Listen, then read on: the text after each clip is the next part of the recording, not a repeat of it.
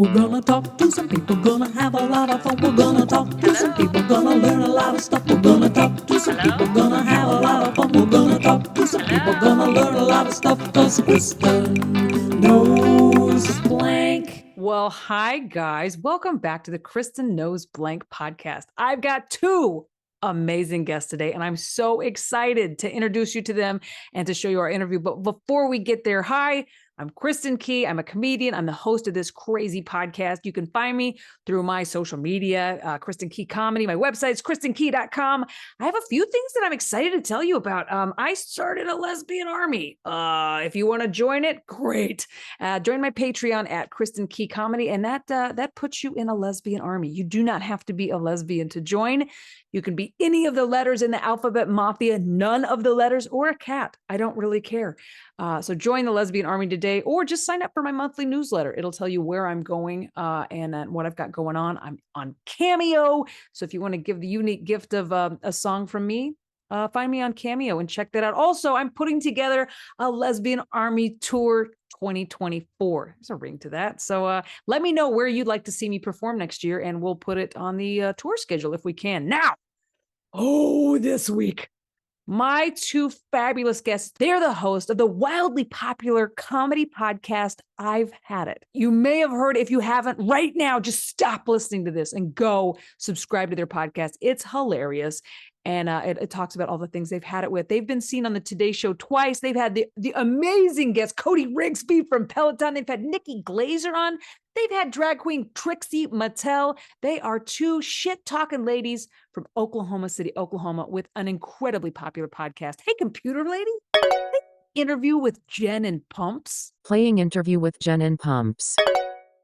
Jen, Angie, thank you for coming on. Thank you for having us. We're so excited to see you. Thank you. You're on my turf now. I know, you're always on ours. It's a plot twist. I think when we met each other, though, it's just the beginning of a beautiful relationship.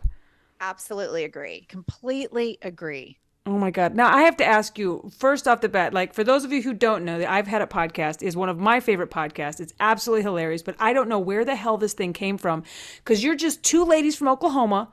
You have a podcast, and now you've had on Cody Rigsby. You've had on Nikki Glazer, Trixie Mattel. You've been on the Today Show twice. Like, how did this happen? Well, around 20 or so years ago, this woman, Pumps, hired me to be her interior designer.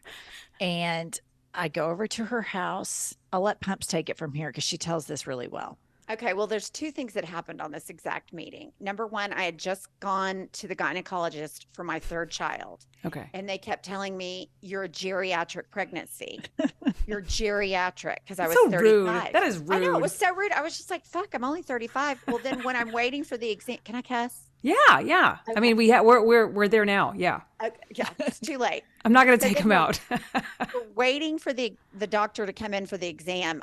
And I looked down and I have a gray pubic hair, and I was just mortified. I mean, I was geriatric. I had a gray pubic hair. I'd never met Jennifer, but I'd been to two parties where she'd done the house, and I loved her work. So we made, she was meeting me at my house right after my appointment, and I'd never met her.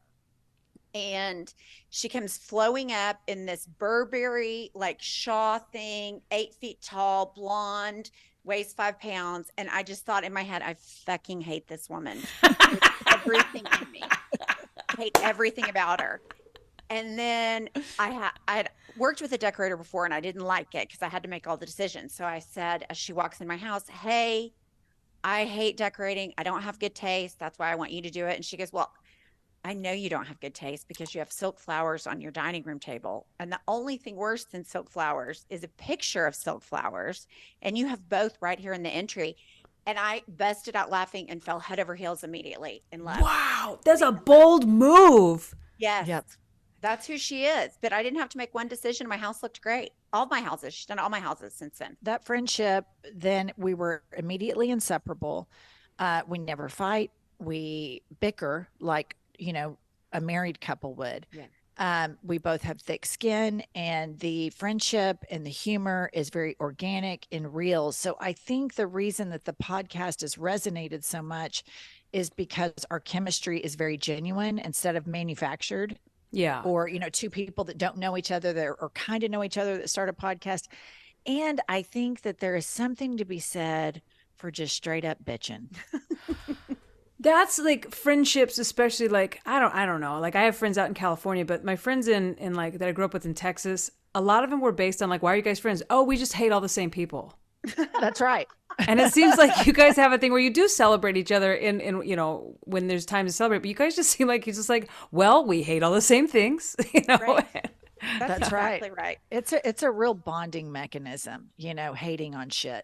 And I think in a world where everything is sold to us on the internet, on the World Wide Web as cupcakes, rainbows, unicorns, toxic positivity, it's really not sustainable. And at some point, it's just good to say, oh my God, my husband was the biggest dick today. I hate his guts. And you can tell that to somebody who knows you don't want to get a divorce, who knows that you love this person, but that is a very relatable crack in the facade to say, oh my God, I'm going to have to fuck him tonight.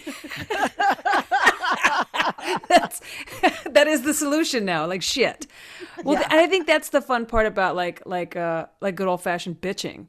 It's I don't want solution. If I wanted solution, I would go to my therapist. I would go to like, a life coach. I just need to vent. I want to bitch it out and then I'll feel a little bit better. Right. That's one thing that we do. Like, I remember when our kids were really little, I called her and my son he was a toddler and he had like opened up his poopy diaper and had gotten all over the house. And I called her and I was just rage. I was like, and it got on the floor and it got on my bed and I just scrubbed. She goes, oh my God, Emily did that once. It's the worst. And we bitched for 45 minutes straight about these asshole toddlers that we have. And her ex-husband got so jealous. He was like, why do you have to talk to her on the phone like that for 45 minutes? She don't talk to me like that. And she goes, you know what? She wanted to be mad and I wanted to comfort her in her anger. And you just don't get it. And there's something about comforting somebody when they're mad and letting them have the space to be mad so that they can get to the other side of that anger. Yeah. Because you have to feel people, we need to feel our feelings. And part of feeling our feelings is like going there, go all the way through it. Why are you mad? What do you want to do? How do you want to kill them? What do you want to do to flatten their testicles? Sorry, that was my own issue. Every time I have a mammogram, I'm like, if I could just flatten some testicles, it would make my mammogram feel better, That would be so much better than. Okay, so then how that actual podcast happened, I guess we kind of got off track. Sorry, Kristin. So we talk on the phone all the time and we're both early birds. So we do it first thing in the morning. We used to do it like before our kids would get up so we could smoke cigarettes and drink coffee before the kids got up. But now they've all aged, they're all pretty much grown. And our older kids, well, my middle and her oldest were like, as much as y'all are on the phone and you all think you're so funny because we think we're funny. We laugh at stuff. We were just laughing with Kylie 5 minutes ago. We were dying laughing. She hadn't cracked a smile. And they were like, you guys should start a podcast. And so we did. And here we are. It's so popular. It is so popular. And I think your comments show that people they're in on I've had it too. Every once in a while, you'll get someone that's just like, well, here's some solution. If you want to get through it. And people are like, fuck you. That is not what this show is about. But you have a lot of support. But I want to know why, again, I just go back to two ladies from Oklahoma because I'm from Amarillo. And where we come from, people just don't do stuff and it succeeds. So you guys have just succeeded so well. Let me ask you this. You live in a red state, but you guys do not, and you have Southern accents, but what comes out of your mouth does not match the region of the country you live in, and it doesn't match the accent. So do you find that you get pushback from that? I guess I would call you more progressive. Very progressive. Yeah. Unapologetically progressive. Yes, there's always a pushback. There's always some extreme right wing that tries to silence people, especially women that have open-minded views. And there's always, if we talk about race, if we talk about LGBTQ issues, if we talk about income inequality, if we happen to criticize the United States of America, which we should be able to, we do get some pushback. But we also have gotten just an overwhelming sense of support from a really young demographic. And a part of me at first, I was like, oh, this is so awesome. All the kids like us. Hey, Pumps, we're cool. And then I started thinking, that kind of makes me sad that we're so novel, that we're such a novelty that they're like, oh, look at these white women with Southern accents that are spitting facts, that it's such a novelty. So part of it's kind of a mixed bag, because I know a lot of women in Oklahoma City that are very progressive, and after the overturning of Roe v. Wade have become even more so vocally about it. And so there is this tendency in white culture to shush controversial subjects. And I think that it's time for people to talk about things more and more and more, and to normalize and platform these issues and make it everybody's cause. Yeah. Do you think it's that in that part of the country, like in red states and stuff, that like the right-wing people they always seem to be louder than progressives, and progressives seem to be softer spoken. So when you have a platform and you have the personality types that you two have, where you cannot be quiet,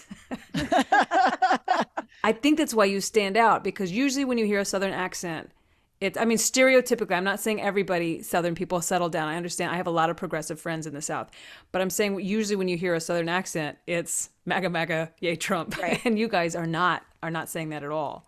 No. No. To the contrary. And I think that that part of it is somewhat appealing, because it gives people like that are in red states, there's always, like you said, a quieter, more sane blue bubble within every red demographic. So we get a lot of messages, hey, I'm a progressive in a red state too, keep going. So when all of your listeners listen to this, when you see those maps and you see those seas of red, just know that there are pockets of smart people here and there, and we're on the front lines fighting the good fight, literally in abortion ban America. Oh, I love what you guys do. Do you worry about I'm like toxic positivity, and you're not. And last time I was in your studio, you kept having to rein me into, like, Kristin, no, we're shit talking now. And I'm like, oh, right. Because I'm puppies and unicorns and everything's gonna be okay. Do you ever worry that you're gonna run out of things that you've had it with? Oh Lord, no. Never. No. And we're flying a lot now, so we never, ever have to worry about that ever. Oh, you're doing these live shows now. Do you stay in the same room, or do you get separate hotel rooms? Like, how close are you on the road? Same room. Oh my God. Okay. Because I've traveled alone for 23 years.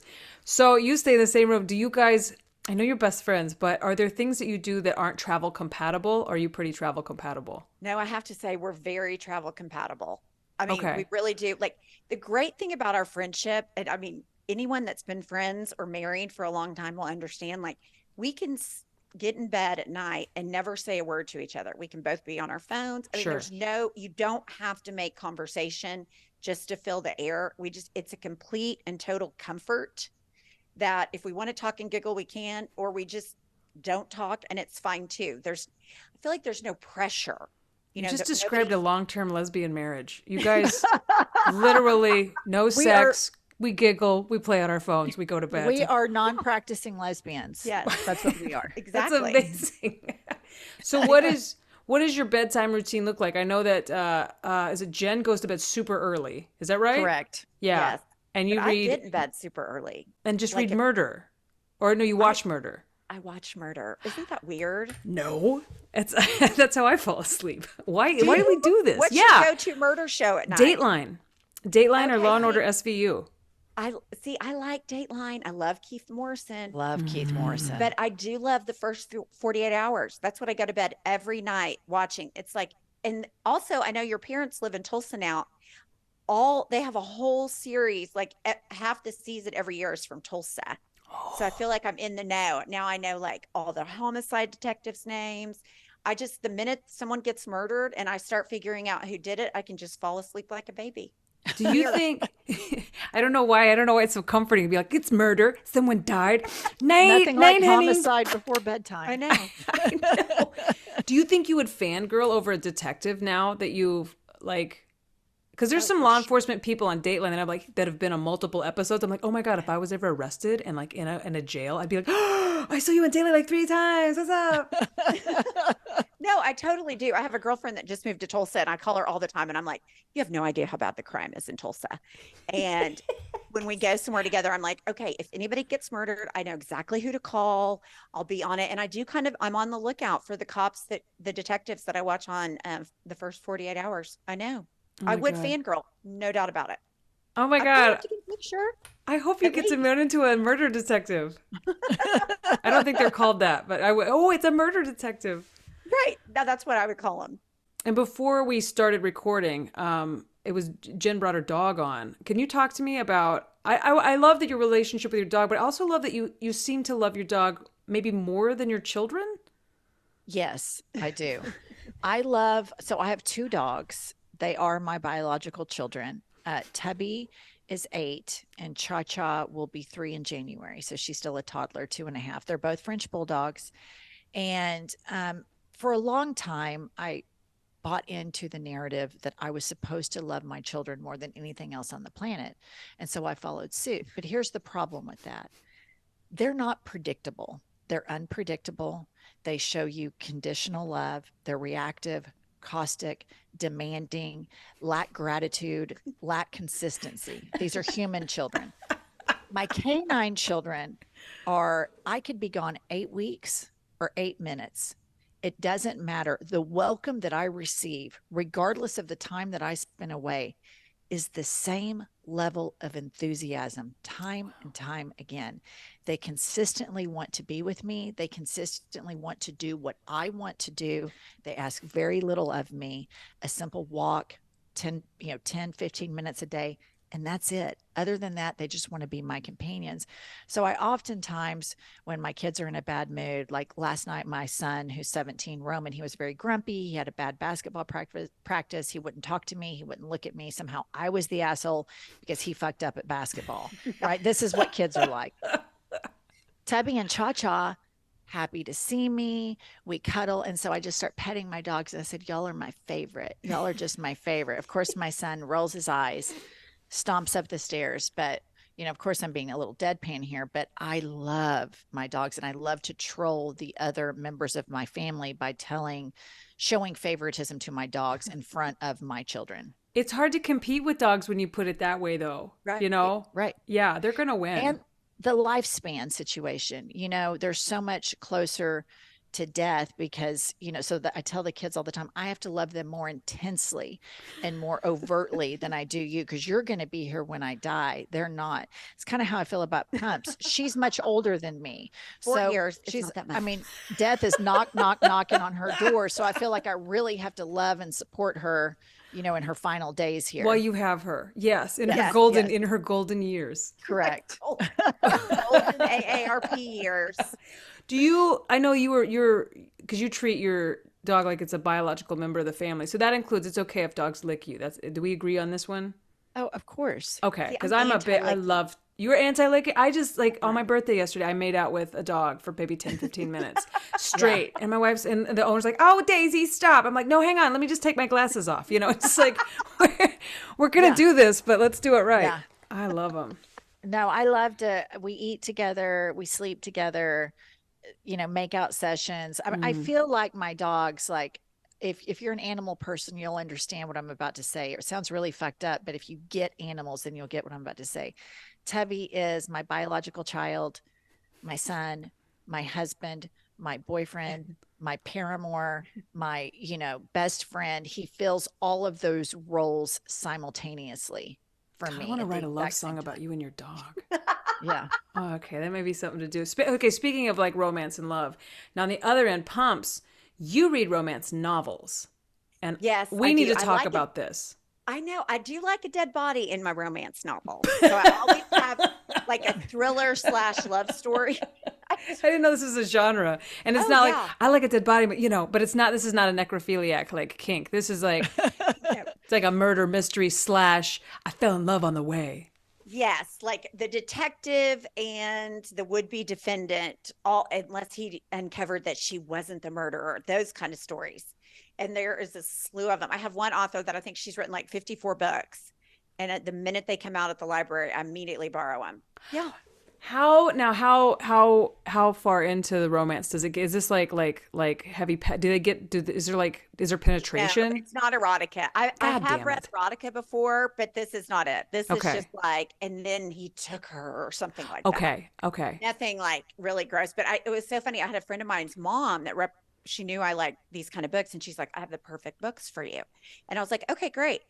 And so she gives them to me, and I download them and I'm reading them. And they were full on, made 50 Shades of Grey look like it was preschool style book. I mean, I was dying. And then every time I would run into that woman, I would think, there she is running after all that erotica novel. Like, what's going on with her?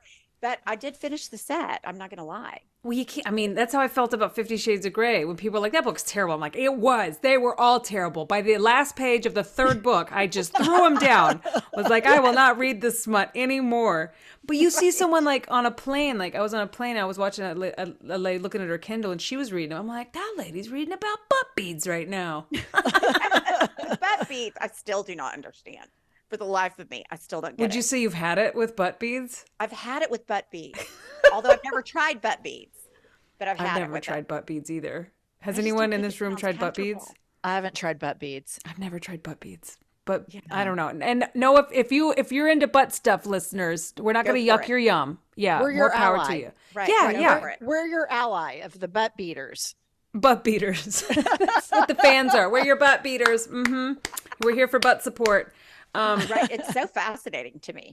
Yeah, someone else's kink is, it's not, I'm pretty vanilla, but I love to find out what other people are into. Yeah. Yeah. Oh, Well, wow. we learned that the anus has erogenous zones, which I was fascinated to know that. It's so small. How many could it have? I don't know. But look at a vagina. I mean, Let's not. It's really better to be enjoyed without looking at it, I feel like. that's so true. A Please don't vagina's make me best look. in the dark, I think. Time for 5 quick questions. We have chit-chatted, and now we've got to play 5 quick questions. I've written these for you, and I'm going to have you both answer them. Usually I only have one guest on. In fact, you're the first I've ever had of a couple on my show. Oh, thank you. This is like our first couple. our non-practicing lesbian. I Right. like We kind it. of are a package deal. You're Yes. a package deal. All right, 5 quick questions. Question number 1. You get offered 3 times the highest amount you've ever been paid to do your podcast live at a nudist resort naked. Do you do it? I would do it because that's an easy way to earn good money. That So would for not be it's hard. the hooker answer. Girls the got to hooker get answer. paid. Okay. 100%. Yeah, I think that's a really easy ask. It doesn't seem like you'd really have to deal with clients. It wouldn't really be customer service oriented. You'd show up naked, do your podcast, put your clothes on, get your check, and GTFO. I You know? love it. I would totally do it for the money, for the full hooker answer. But I've also had people that have gone to nudist colonies that have said the people there don't have like the most attractive bodies. So I Right. don't think I'd be body conscious. Word on the street is not all nudist colonies are like 10 out of 10 figures. So None then of I could them be are. more comfortable. Yeah. It's just regular people naked. And so that's how my answer is like, well, if everybody's naked and I had to do stand up, it would be more weird if I was wearing clothes and they were all naked. So if we're all Right. naked together, we're all in the same boat, and comedically that puts us all in the same place. It's a lot. It's actually great for comedy, Exactly. Wonderful. Okay, that's question 1. Question number 2.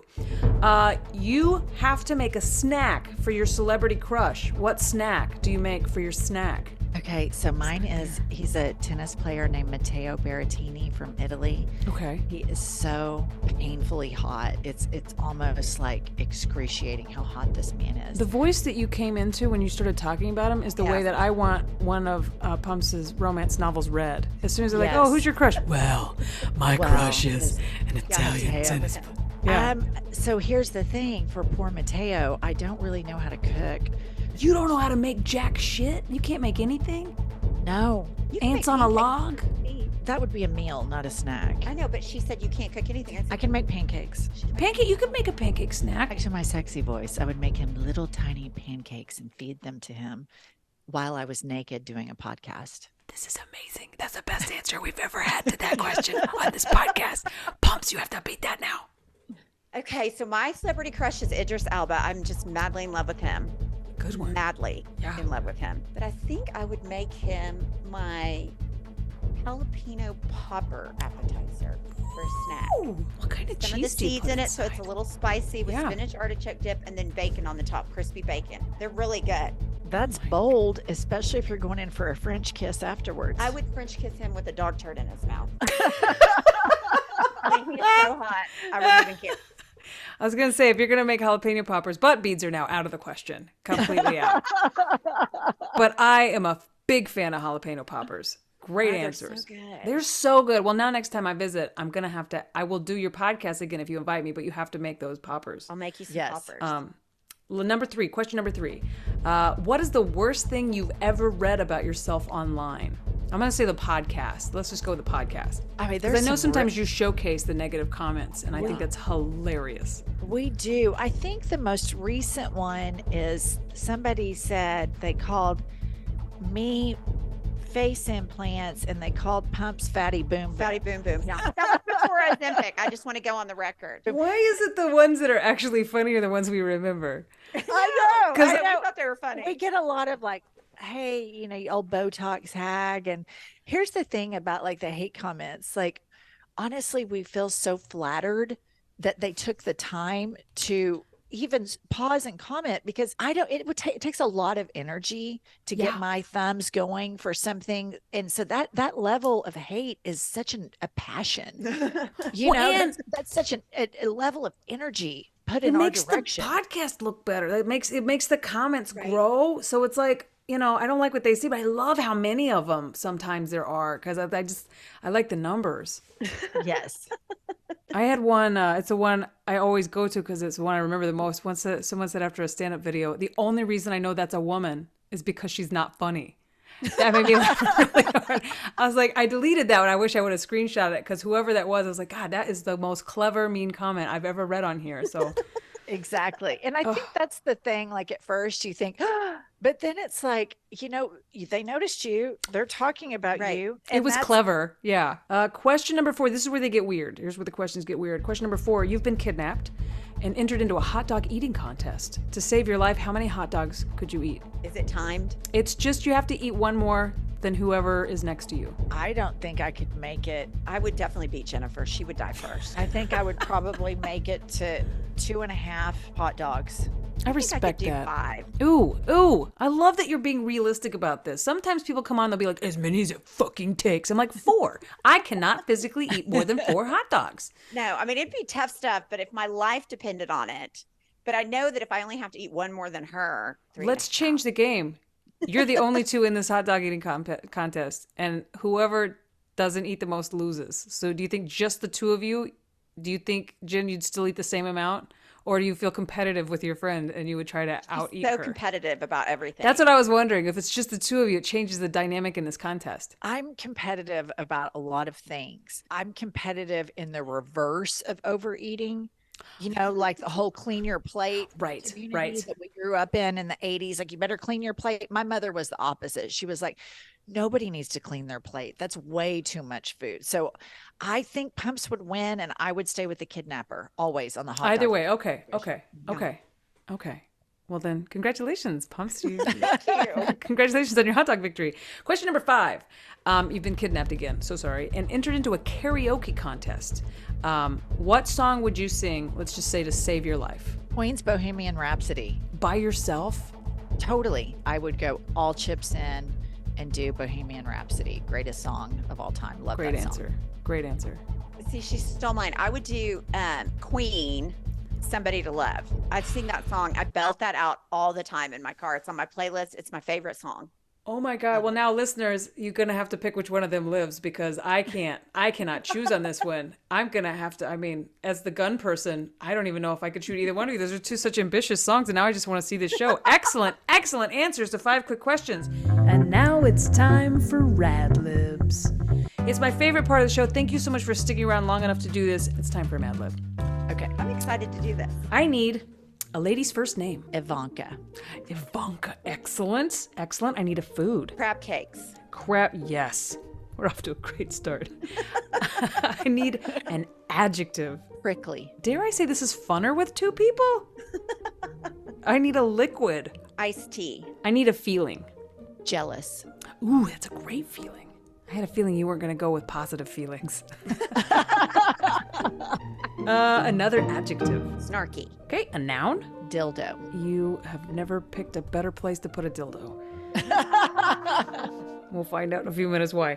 Another adjective. Slippery. Occupation. Congresswoman. I need an excuse. My kids are sick. That came up so fast. I was writing a different. It's a tried and true. Unfortunately, my kids are older. Been using that for decades. Yeah. It's funny. You'll be using it later, and people are like, "Hey, aren't your kids out of the house? Fuck off! My kids are sick." Kids grown. A body part. A labia. Yep. You guys read the instructions.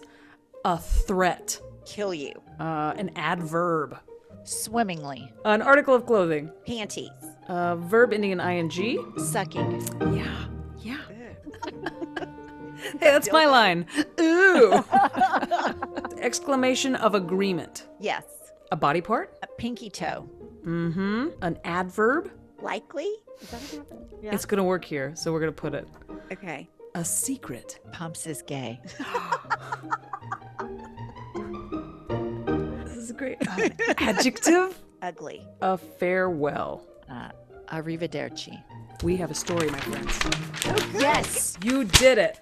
This is inspired by Pumps' love of romance novels.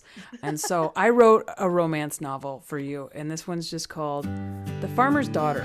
This is The Farmer's Daughter for you guys. Ivanka was the daughter of a humble crab cake farmer. She was as beautiful and prickly, with hair the color of iced tea. That fits. That really fits.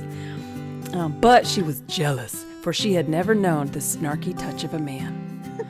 She longed for affection, for romance, but most of all, she longed for a dildo. Her fantasies of love seemed hopeless until that night the slippery congresswoman knocked on her door. This is getting good. It was the night of that terrible storm. She had driven off the road because my kids are sick and asked for a place to stay. Not wanting to be rude, the farmer invited the stranger in. He said, "You'll have to share a room with my daughter, but if you so much as touch one hair on her labia, I'll kill you." Once alone with the handsome, slippery congresswoman, Ivanka wasted no time. She began to dance swimmingly, wearing her skimpiest panties. Despite the warnings of her father, the handsome stranger found herself hypnotized by her rhythmic sucking. Her mind was saying no, but her body was saying yes. She took her into her arms and began to passionately kiss her pinky toe. They made love, likely, while she whispered in her ear, "Pumps is gay." While the rest of the house was still asleep, the slippery congresswoman snuck out the back door. When the farmer's daughter arose, she found a note on her pillow. It simply said, "Arrivederci."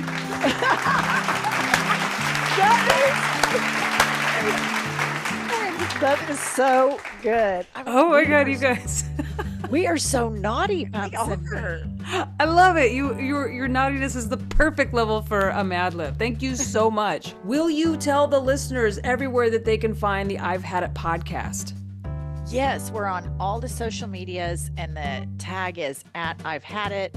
Individually, mine is Ms. Welch, MIZZWLCH. Pumps is at Pumps. And that's Pumps, where you find Pumps. us. And we have the hot shit tour. Yeah, the Hot Shit Tour. We are going to be at a city near you. Look us up. Link is in our bio. Guys, if you are not already listening to and following the I've Had It podcast, just stop listening to this podcast right now and jump over, because it is so funny. You'll subscribe, and you'll become a long-term listener. It's so good. Guys, thank you so much for coming on today. Thanks, Kristin. It was such a treat. Kristin, thank you so much for having us. And your listeners should know we have had Kristin on our podcast twice. Right. That's how much we love her. Yep. So we hope to have you on again soon the next time you're in OK. Anytime, we'll have iced tea and jalapeno poppers, baby. That's right. baby. Interview complete. I've had it with Jen and Pumps. JK. Big fan. Thank you so much, Jen. Thank you, Pumps. Thank you for coming on the show. You are wonderful. You're hilarious, guys. If you're not already, stop what you're doing and go listen to the I've Had It podcast. It's so funny. It's fun. It's like free therapy. Please take a second to like, follow, and subscribe this podcast while you're at it. Follow me on all my social media. I'm Kristin Key. KristinKey.com. Kristin Key Comedy on my social media. Get a cameo from me. Join the Lesbian Army via my Patreon. Next time, I'll be bringing you another hilarious guest. We're going to chit chat. We'll play 5 quick questions. We'll do a Mad Lib, and everybody goes home smiling. So until next time, bye. We're gonna talk to some people, gonna have a lot of fun. We're gonna talk to some people, gonna learn a lot of stuff. We're gonna talk to some people, gonna have a lot of fun. We're gonna talk to some people, gonna learn a lot of stuff. 'Cause Kristen knows